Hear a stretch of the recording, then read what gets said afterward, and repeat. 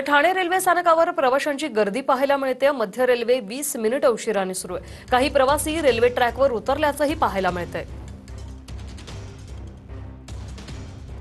गणेश थोरात आमचे प्रतिनिधी थेट आपल्यासोबत जोडले गेलेले आहेत। गणेश, काय अपडेट? ऋषाली, नक्कीच पाहायला गेलं तर सकाळपासूनच मुसळधार पाऊस पडत आहे आणि त्याचा फटका मध्य रेल्वेवरती बसलेला आहे। 15 ते 20 मिनिटं अप अँड डाऊनच्या लोकल जे आहेत ते उशिराने धावताना पाहायला मिळत आहेत।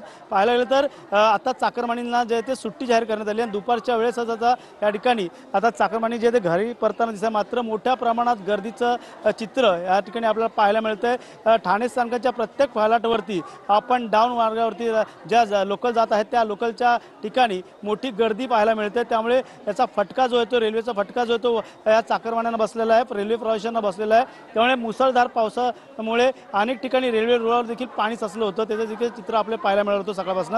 मात्र आता सध्या लगबग सुरू आहे ती म्हणजे लोकल पकडण्याची आणि त्यातच काही साईड ट्रॅकवरती लोकल आहेत ते देखील लोकल पकडण्यासाठी रेल्वे रुळावरतून या ठिकाणी कशीबशी धावपळ त्यांची सुरू आहे। त्यामुळे नक्कीच रेल्वे रुळ ओढताना या ठिकाणी अनाउन्समेंट केली जाते। मात्र या ठिकाणी रेल्वेची जो लोकल आहे जी साईड ट्रॅकवरती उभी आहे आणि त्या साईड ट्रॅकची लोकल जी पकडण्यासाठी लगबग चालू आहे। त्याचबरोबर फलाटावरती मोठ्या प्रमाणात गर्दीचं चित्र देखील आपल्याला पाहायला मिळतंय।